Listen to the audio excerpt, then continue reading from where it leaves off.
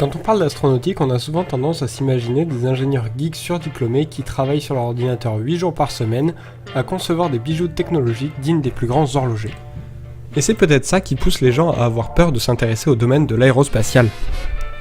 Pourtant, et comme je dis souvent à mon entourage, un moteur fusée est dans le principe bien plus simple qu'un moteur de n'importe quelle voiture citadine entrée de gamme qu'on croise sur le périph' de Paris sous le coup de 17-18 heures. Dans cet épisode, je vous propose de passer en revue les différents types de moteurs existants et de vous montrer pourquoi le moteur fusée est le plus simple d'entre eux.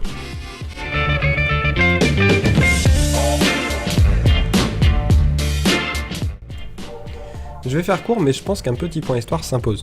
Depuis le XVIIIe siècle et l'essor de l'agriculture, les peuples n'ont jamais été en panne d'imagination pour inventer différents types de moteurs. Que ce soit les tournebroches à contrepoids ou la clepsydre, tous ont eu leurs avantages et leurs inconvénients. Voici une liste pour vous donner une petite idée des progrès technologiques qu'on a pu faire en à peine plus de 200 ans. Concernant le premier moteur inventé par l'homme, il y a débat.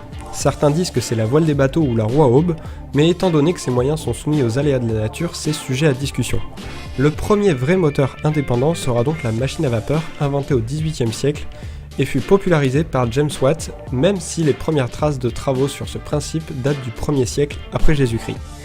Au XIXe siècle viennent les moteurs à combustion interne, qui ouvrira la porte à l'automobile et à l'aviation, et qui reste encore aujourd'hui un des types de moteurs les plus utilisés au monde. Et plus récemment, suite aux besoins croissants de l'armée, en particulier pendant la Seconde Guerre mondiale, ont été développés les moteurs à réaction, qui se divisent en deux catégories, les moteurs aérobies qui ont besoin d'air ambiant, et les moteurs anaérobies qui embarquent leur propre comburant. Il existe bien sûr une pétachier d'autres types de moteurs comme les moteurs hydrauliques, pneumatiques ou encore les accélérateurs MHD, mais dans un but de vulgarisation, je suis obligé de faire des raccourcis. Mais revenons à nos moteurs anaérobies. Les moteurs à réaction anaérobie, ou plus communément appelés moteurs fusée, fonctionnent comme leur nom l'indique sur le principe d'action-réaction. Le but est très simple, c'est d'éjecter derrière lui un maximum de matière en un minimum de temps, que ce soit des gaz, comme c'est le cas dans 99% des moteurs fusées, des ballons, des éléphants ou Donald Trump.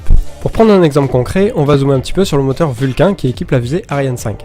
Il est composé de 4 éléments principaux, le cardan qui sert à orienter le moteur, la turbopompe, la chambre de combustion et la tuyère. Et il fonctionne à l'hydrogène et l'oxygène liquide qu'on appelle les ergols. Pendant la séquence d'allumage, la turbopompe va s'allumer en première. Elle brûlera grâce à son générateur de gaz une petite partie des ergols pour deux choses. Fournir la pression nécessaire pour faire fonctionner le cardan et pour alimenter le moteur en ergols.